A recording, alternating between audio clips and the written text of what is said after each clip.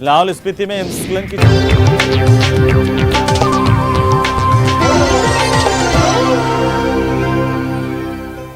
जोधपुर से बड़ी खबर मिल रही है। फ्लाइट की इमरजेंसी लैंडिंग करवानी पड़ी है। दरअसल यात्री की तबीयत बिगड़ गई, जिसके बाद ये इमरजेंसी लैंडिंग करवाई गई और मरीज को निजी अस्पताल ले जाया गया। जांच के बाद डॉक्टरों ने उसे मृत घोषित कर दिया। महिला यात्री मिश्रा बानो की मौत हुई है। परिजनों ने मामला दर्ज करवाया है। ये बड़ी खबर आपको बता रहे हैं जोधपुर से। दरअसल एक फ्लाइट की इमरजेंसी लैंडिंग करवानी पड़ी। एक यात्री की तबीयत बिगड़ गई, इसके बाद फ्लाइट की इमरजेंसी लैंडिंग करवाई गई ताकि मरीज को अस्पताल ले जाया जा सके। लैंडिंग करवाते ही मरीज को तुरंत ही निजी अस्पताल ले जाया गया, जहां जांच के बाद डॉक्टरों ने यात्री को मृत घोषित कर दिया। महिला यात्री मिश्रा बानो की मौत हुई है। उन्हीं की तबीयत खराब हुई थी, जिसकी वजह से इमरजेंसी लैंडिंग की नौबत आई। उन्हें अस्पताल लाया गया, जहां डॉक्टरों ने मृत घोषित किया है। परिजनों ने मामला दर्ज करवाया है।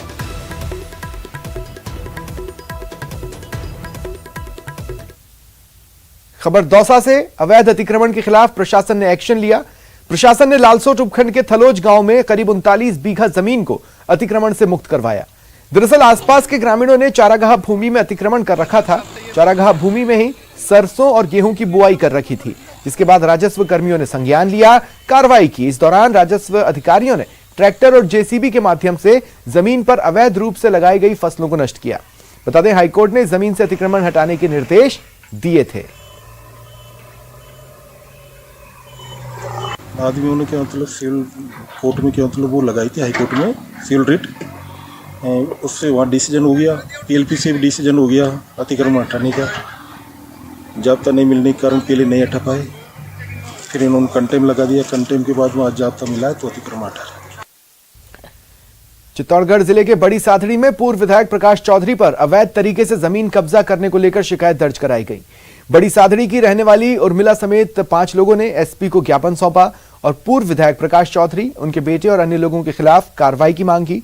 पीड़ितों का आरोप है कि पूर्व विधायक प्रकाश चौधरी और उनके बेटे संजय चौधरी ने 3 जनवरी को उनकी 5 बीघा जमीन पर कब्जे की कोशिश की। जब विरोध किया तो मारपीट की और जान से मारने की धमकी दी। एक हमारी जमीन मेरी पत्नी के नाम पे और मेरे 4 जने और मित्र हैं, उनके 5 बीघा 8 बीघा जमीन है बड़ी साइड स्थित पंचायत समिति के पास में। उस जमीन को हमने 2015 में खरीदी है। उस जमीन को खरीदने के बाद कब्जा हमारा ही चला आ रहा है।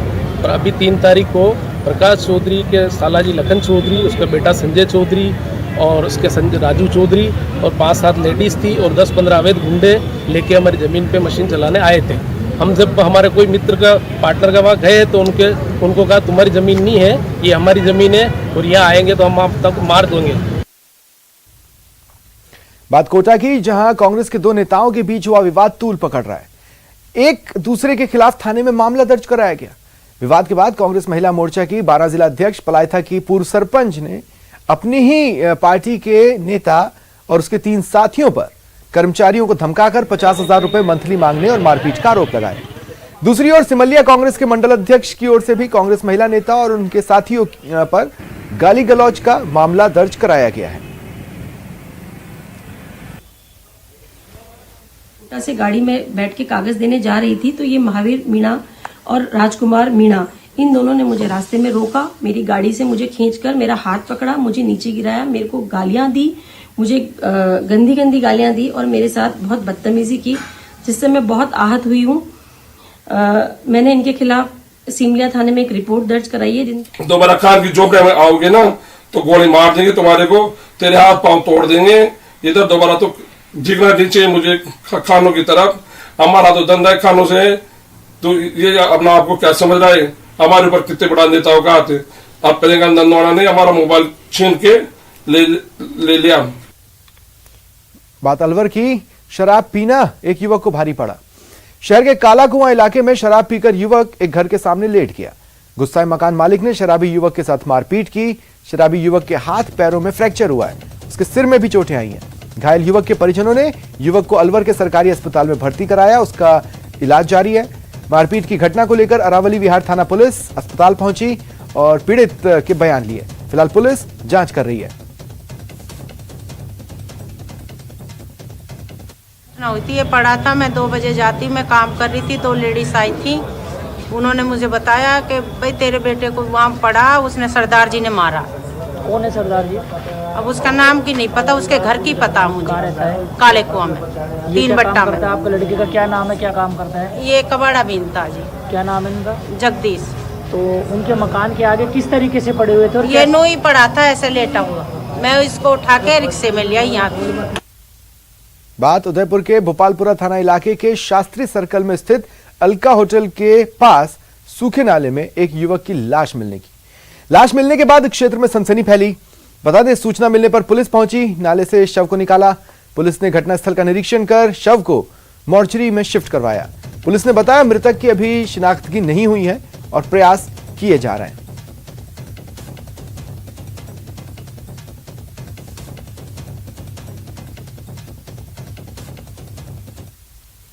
डूंगरपुर में ऑनलाइन ठगी मामले में बड़ी कार्रवाई हुई। जिले की आसपुर थाना पुलिस ने एस्कॉर्ट सर्विस के नाम पर ऑनलाइन ठगी मामले में एक आरोपी को गिरफ्तार किया।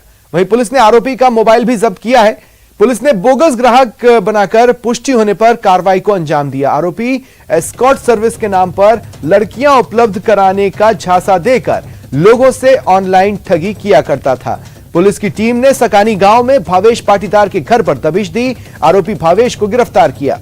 फिलहाल पुलिस आरोपी से पूछताछ कर रही है।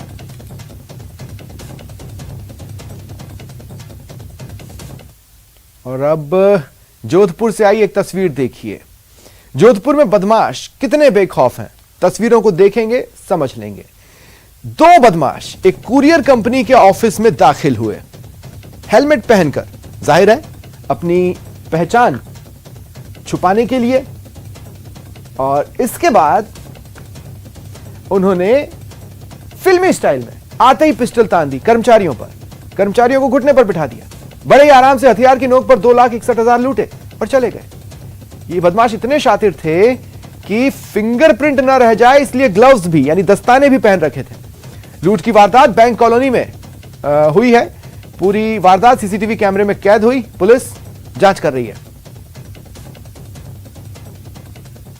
Raikabagh bank colony courier company का ऑफिस है। शाम को 8:30 बजे लगभग 2 हेलमेट पहने हुए आए और यहाँ से 2,68,000 करीबन रुपए 2 कर्मचारी थे, उनसे छीन कर ले गए, जिस पर अनुसंधान किया जा रहा है। सीसीटीवी कैमरों से तलाश की जा रही है। बात डूंगरपुर की, जहां मजाक मस्ती में दूल्हे की मौत के बाद 2 गांव के 200 साल पहले टूटे रिश्ते फिर से जुड़ गए। दोनों गांव के लोगों ने जिला विधिक सेवा प्राधिकरण के सचिव के सामने फूलमाला पहनाई, गले मिले और गिले शिकवे दूर कर भाईचारे से रहने का संकल्प लिया। दरअसल डूंगरपुर जिले के गणेशपुर और खेमपुर गांव के बीच की दूरी महज 1.5 से 2 किलोमीटर है। दोनों गांव के खेत खलिहान मिले हुए हैं। दोनों गांव में वगाड़िया पाटीदार समाज के 250 से ज्यादा घर हैं, लेकिन 200 सालों से दोनों गांव के बीच कोई रिश्ता नहीं हुआ।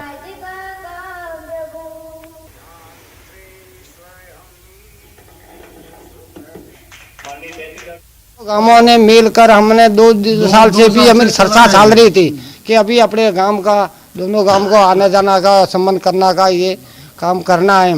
दोनों गांव को मिलकर हमने ये समझौता कर लिया है।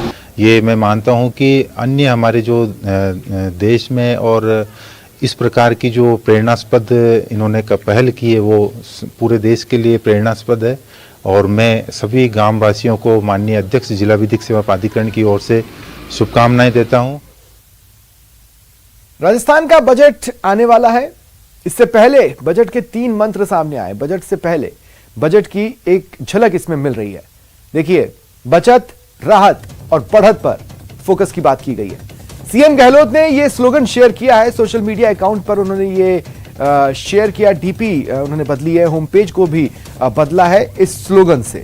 शहर में भी कई जगहों पर, प्रदेश भर में ऐसे ही फ्लैक्स लगाए गए। इससे कयास लगाए जा रहे हैं कि बजट में बचत, राहत और बढ़त पर फोकस रहेगा।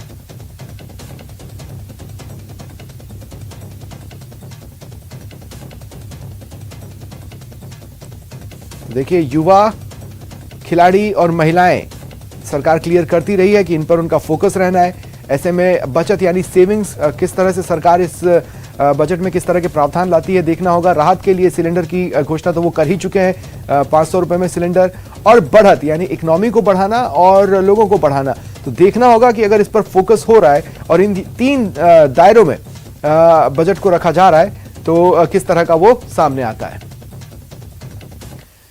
प्रदेश कांग्रेस प्रभारी सुखजिंदर सिंह रंधावा और पीसीसी चीफ गोविंद सिंह डोटासरा का कोटा से जयपुर जाते समय कांग्रेस कार्यकर्ताओं ने निवाई में स्वागत किया। सुखजिंदर सिंह रंधावा ने कहा कि पार्टी में कोई मनमुटाव नहीं है, सब एक है। वहीं भारत जोड़ो यात्रा में राजस्थान से अच्छा रिस्पांस मिलने की बात कर कहा कि हाथ से हाथ जोड़ो अभियान में कोटा संभाग के पदाधिकारियों की बैठक लेकर आगामी विधानसभा चुनाव की तैयारी कर रहे हैं। इसी दौरान स्थानीय विधायक प्रशांत बैरवा ने निवाई में सड़कों के लिए आगामी बजट में घोषणा की मांग की।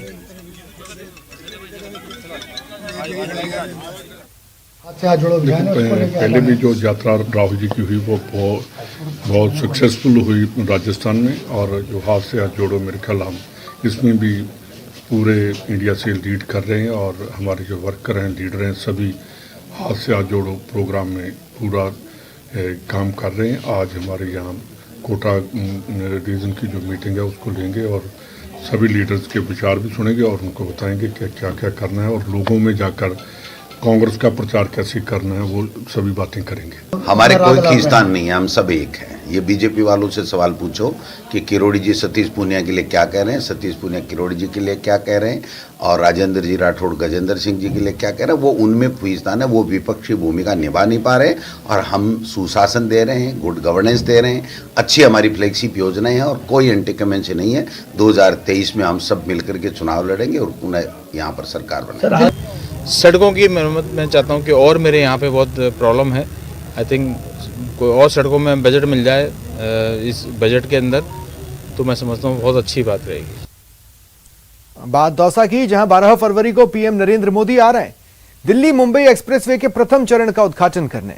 इसके लिए धनावड़ रेस्ट एरिया में सभा स्थल बनाया जा रहा है, जिसकी बीजेपी के दिग्गज चेहरे जायजा ले रहे हैं, लगातार तैयारियों की मॉनिटरिंग कर रहे हैं।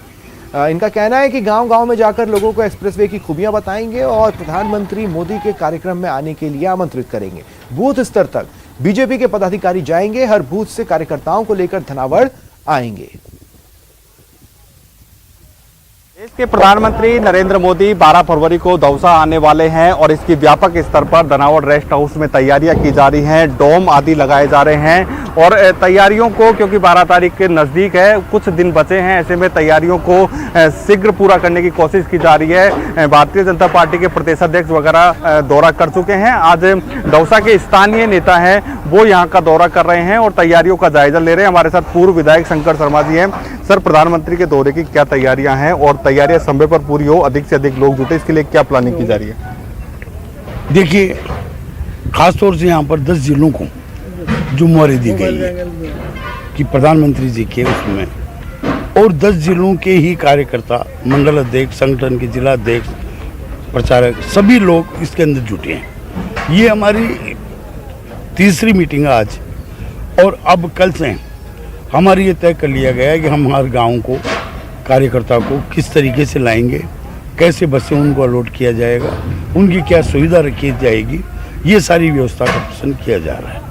और हर कॉन्स्टिट्यूंसी को एक टारगेट दे दिया गया है, जैसे दौसा को 30,000 है, आज बांदीकुई को 30,000 है, लालसोट को 30,000 है, हर तरह से ये सिकाई को 30,000, तो ये टारगेट सब तय कर दिए गए।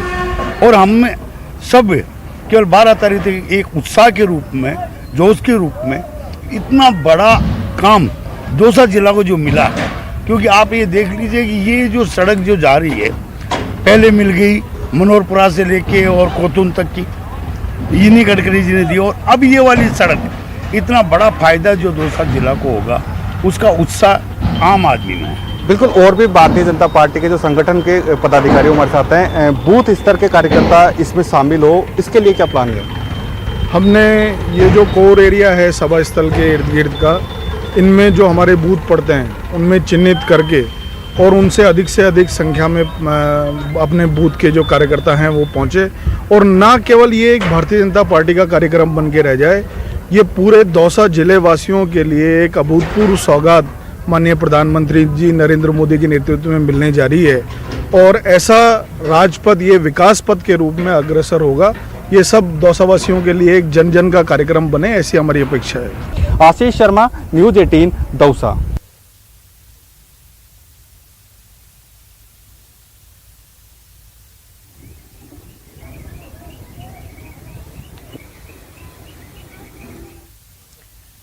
श्रीगंगानगर से बड़ी खबर है। अखिल भारतीय किसान सभा का धरना जारी है। लगातार दूसरे दिन किसान सभा का धरना चल रहा है। पदमपुर तहसील परिसर के बाहर किसान धरने पर बैठे हुए हैं। पाले से जो फसलें प्रभावित हुई हैं उनका रियल सर्वे, वास्तविक सर्वे करवाकर मुआवजा देने की मांग उठा रहे हैं। फसल खराबे की सही रिपोर्ट नहीं भेजने का ये किसान आरोप लगा रहे हैं। तो ज्यादा जानकारी के लिए बात करेंगे सहयोगी अशोक से। अशोक, क्या जानकारी और क्या तर्क दे रहे हैं, क्यों उन्हें गिरदावरी पर या सर्वे पर भरोसा नहीं है? देखिए स्वप्निल जी, अभी पिछले महीने जिस तरह से श्री गंगानगर जिले में पाला पड़ा और शीतलहर चली, उससे फसलों को काफी नुकसान पहुंचा। भी खासतौर से हम बात करें सरसों की फसल की और सब्जी की फसलों को।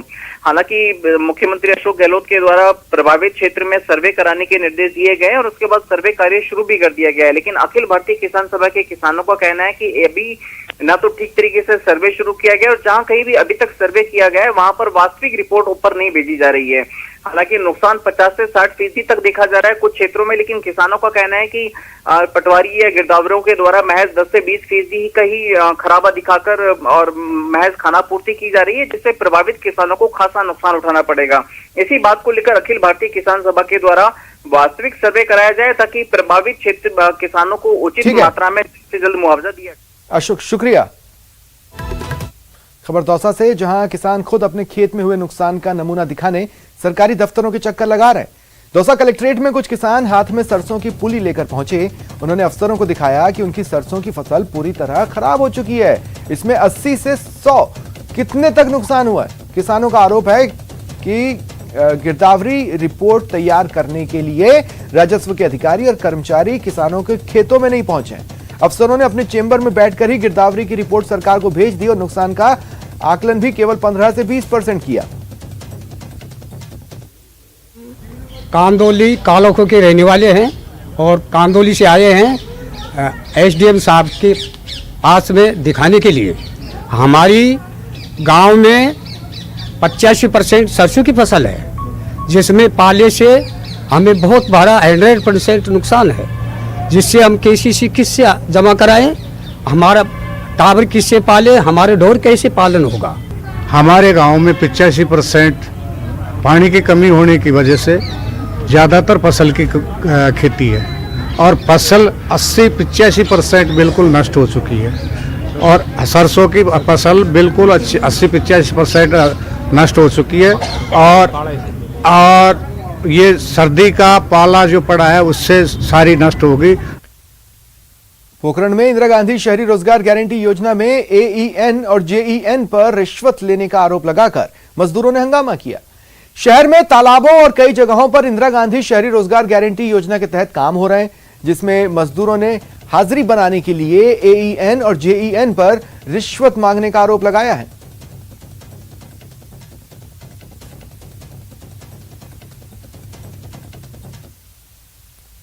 फिलहाल इतना ही। नमस्कार।